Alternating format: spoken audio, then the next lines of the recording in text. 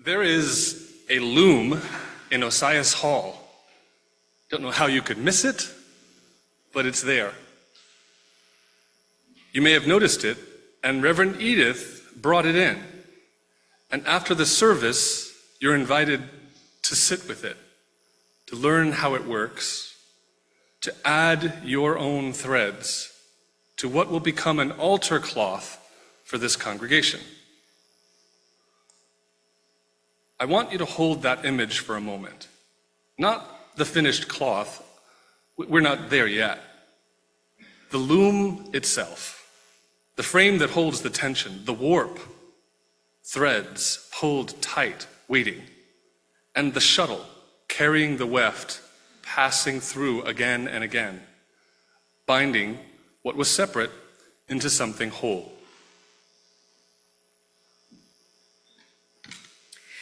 I first began weaving when I was 19, and I have finished this just a month ago or so.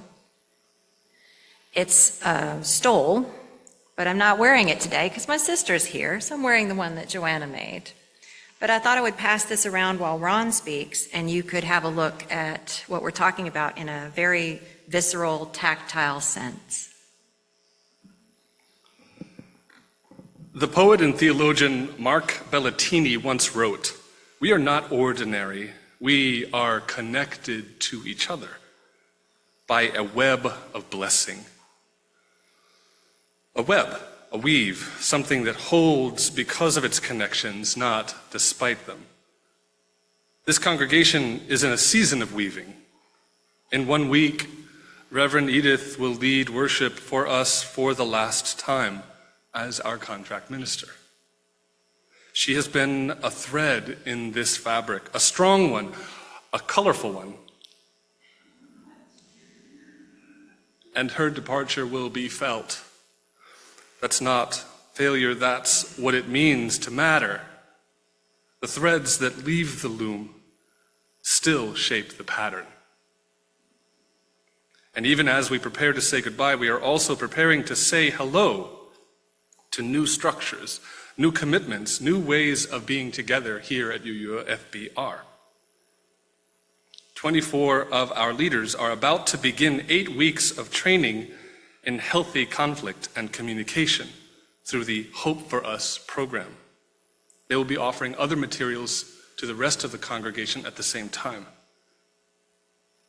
Your newly forming Healthy Relations team, HEART, appropriate, right, is bringing its charter before the board this month. The Strategic Planning Committee is helping us focus our efforts, meeting today after the service. The bylaws review is coming before the congregation, meeting this week. These are not small things.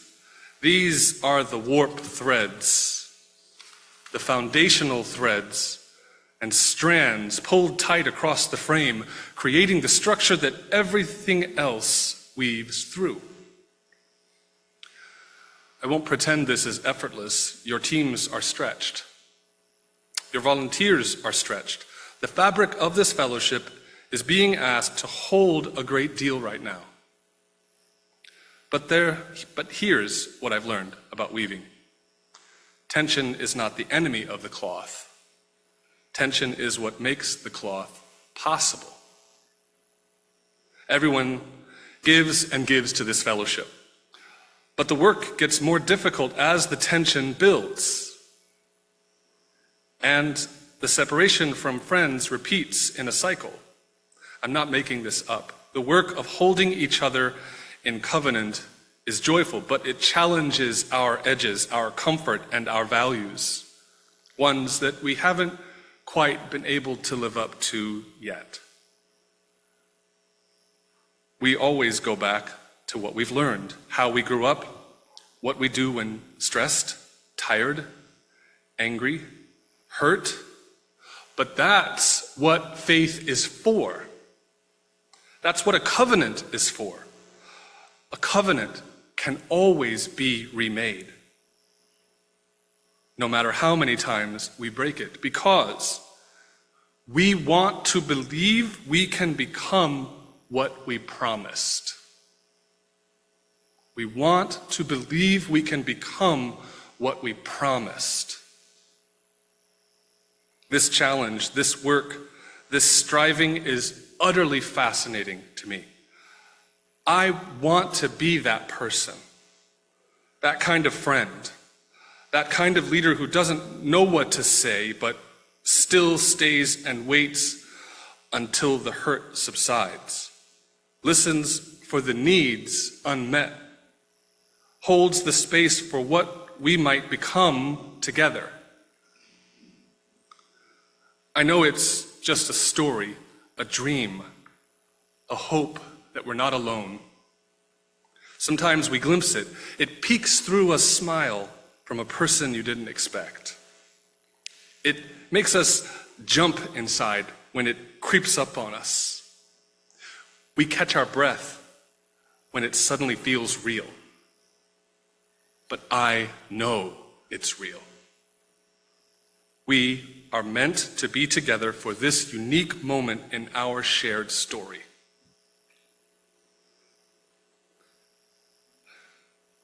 The Reverend Victoria Safford, one of our most luminous UU voices, wrote this: "Our mission is to plant ourselves at the gates of hope, not the prudent gates of optimism, which are somewhat narrower, not the stalwart, determined gates of courage, which are somewhat higher, but the gates of hope, believing there are still possibilities in this world that we haven't yet imagined." That's what stewardship is, really. It's not paying the bills, though bills get paid. It's not keeping the lights on, though the lights do stay on. Stewardship is planting yourself at the gates of hope. It's saying, I believe in what this community might still become, and I believe in who we are now. I want to be part of weaving it. Every pledge you make is a thread, not a transaction, a thread. It joins with our threads, the threads of the person who shows up every Sunday and the thread of the person who can only come once a month. The thread of the longtime member and the thread of the newcomer, still finding their way. The thread of the one who volunteers tirelessly and the thread of the one who simply sits in the sanctuary chairs and weeps because they need this place to exist. All of it matters. Every thread matters. The Universalist minister, Reverend Olympia Brown, one of the first women ordained in America, spent her life weaving something that didn't exist yet. She said, "Stand by this faith. It is the truth. Go out into the world and give it to everyone who needs it. Never give up." She wasn't talking about certainty. She was talking about commitment, about continuing to pass the shuttle through the loom, even when you can't see the pattern that's emerging. That's us, right now. We are mid-weave.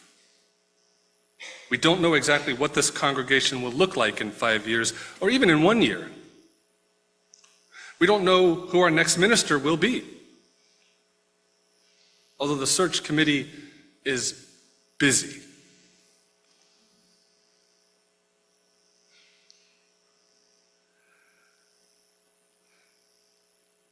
We don't know what challenges will come or what joys we will surprise us. But we know this: we are choosing to stay at the loom.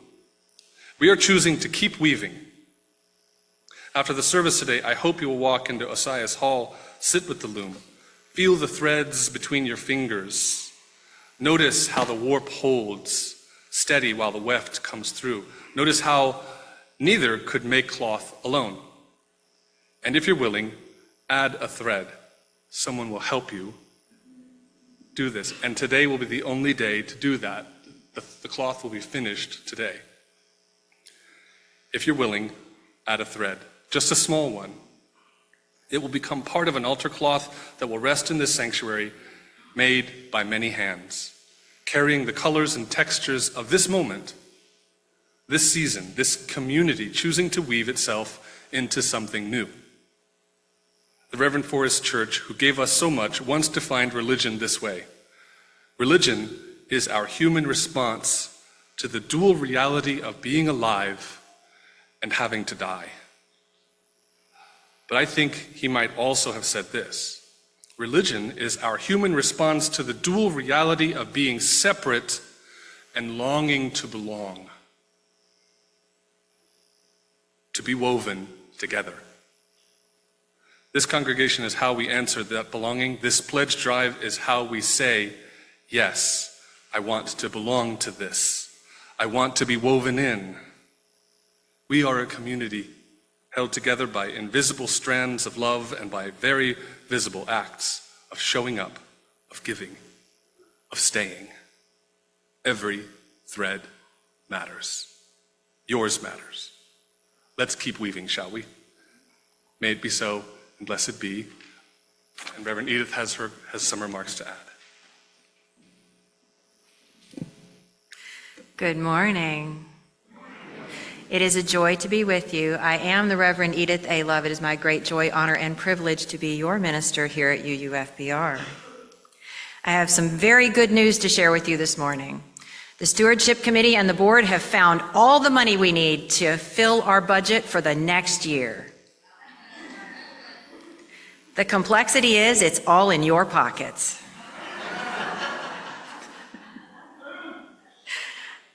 As you heard, my sister and my niece are here in the front row, and my daughter is running around somewhere out there. We've had a wonderful week together while I've been on study leave here in Delray Beach. Well, over there in Delray Beach. My sister and I were walking in the sand a couple of days ago, and she asked me, how do you know when you have enough? And she was referring to shells because we were collecting shells for her project. But I think that the question applies far more broadly. Her second part of her question was, and how do you know when you have enough to share? Having lived in South Florida for almost a year, on my first few trips to the beach, I gathered a lot of shells. I was very excited. And as time went on, I gathered less and less of them. On several noteworthy recent trips, I came home with no shells or just one or two, not very many.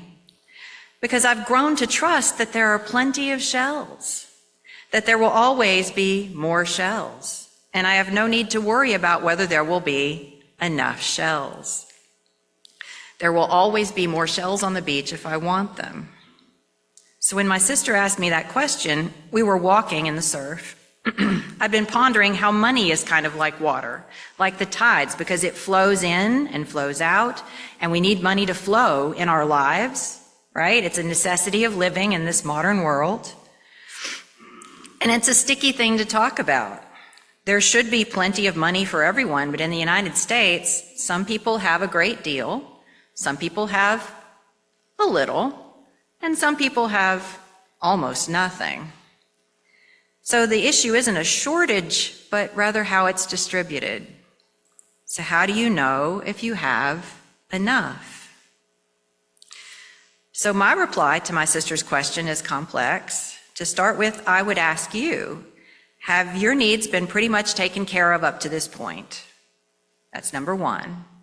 Number two, are you truly grateful for what you have? And number three, if your needs have been met the vast majority of your life and you're really deeply grateful for what you have, I wonder if maybe, number three, knowing and remembering that helps you know when you have enough. And that reminds me of a story, actually. An atheist was taking a walk through the woods, admiring all that the accident of evolution had created. What majestic trees, what powerful rivers, what beautiful animals, he said to himself. As he was walking alongside the river, he heard a rustling in the bushes behind him. He looked to his right and he saw a 7-foot grizzly bear charging towards him out of the brush. He ran as fast as he could up the path. He glanced over his shoulder and he saw the bear was closing in on him. He tried to run faster. He glanced again and the bear was almost on top of him. And then he tripped on a root and fell to the ground. He rolled over to pick himself up and the bear was right on top of him, lifting a paw, ready to strike. And in that instant, the atheist said, "Oh my God!" Time stopped. The bear froze. All sounds in the forest were completely silenced. A bright light shone from the sky, and a voice came out of the sky. "You deny my existence for all these years and tell people I'm not real? And even credit creation to a cosmic accident. Do you really expect me to help you out of this predicament? Am I to count you as a believer?" The atheist looked directly into the light. "It would be hypocritical of me to suddenly ask you to treat me as a Christian now, but perhaps you could make the bear a Christian." "Very well," said the voice. The light went out, the sounds of the forest resumed, and the bear dropped her right paw. And then she put both paws together, and she spoke, "Dear God, for this food I am about to receive, thank you."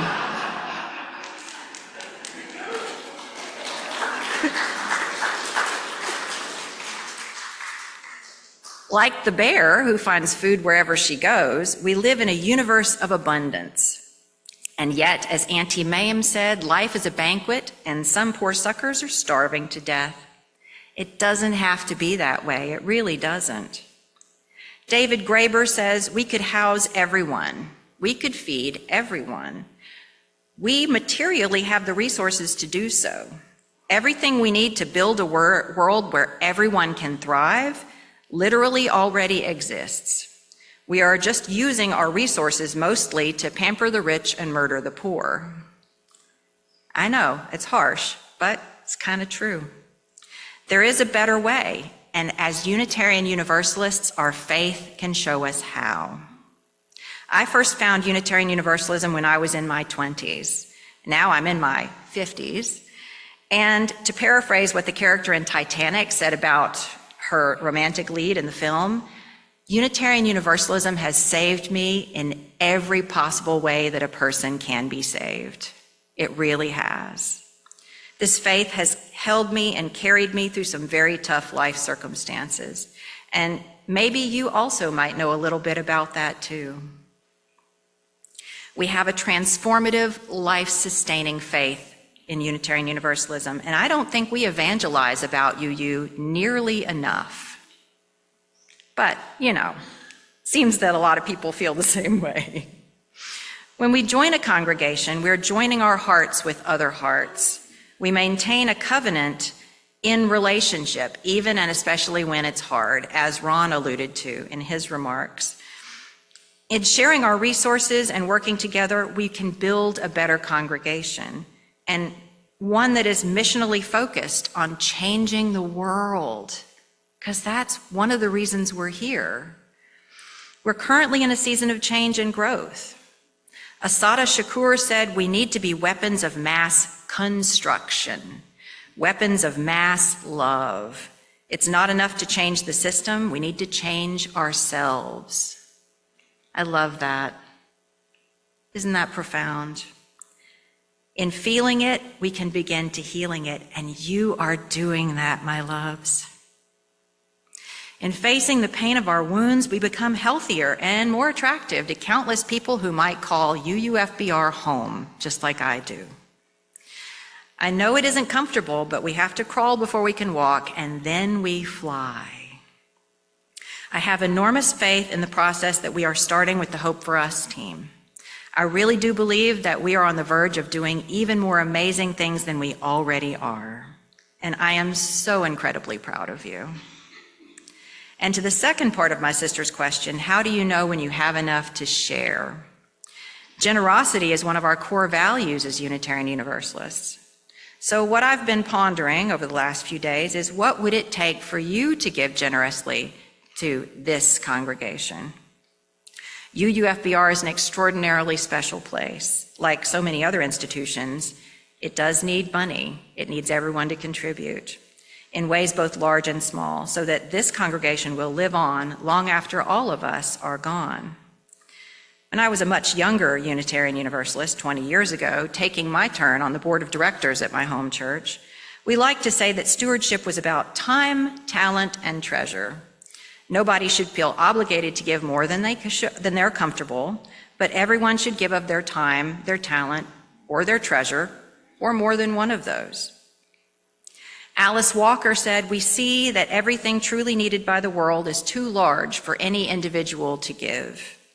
We find we have only ourselves, our experiences, our dreams, our simple art, our memories of better ways, our knowledge that the world cannot be healed in the abstract, that healing begins where the wound was made.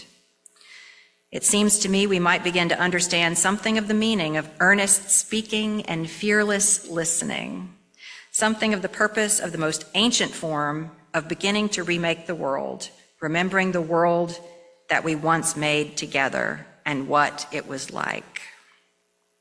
It takes all of us to keep this congregation going. Every voice, every person matters deeply.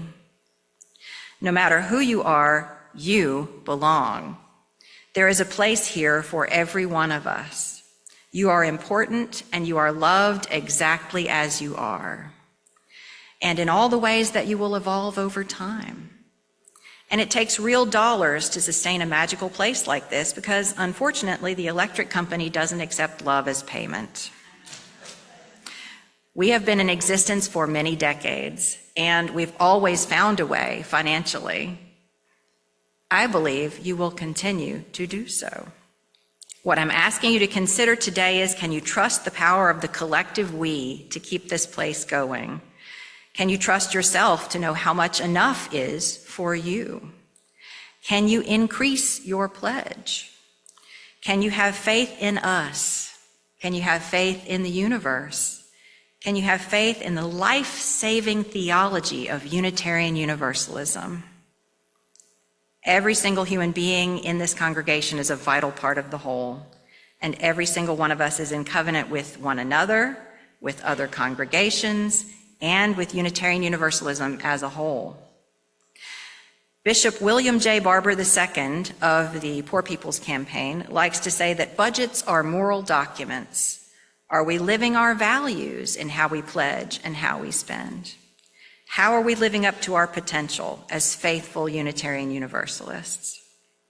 One of the values that we hold is generosity. It is my hope that you would consider giving generously so that this congregation, the Unitarian Universalist Fellowship of Boca Raton, continues to be a force for good, as it has been and as it shall be for the next 65 years, as it has been for the past 65 years. This is a universe of abundance. I encourage you to trust the process, to trust yourselves, and to trust each other, beloveds. May we all find a way to be generous with our time, our talent, and our treasure, because love and kindness are never wasted. And as the flow happens in our congregation, the ripple effects from your generosity of spirit will go on and on and on. Amen, Ashe, and blessed be.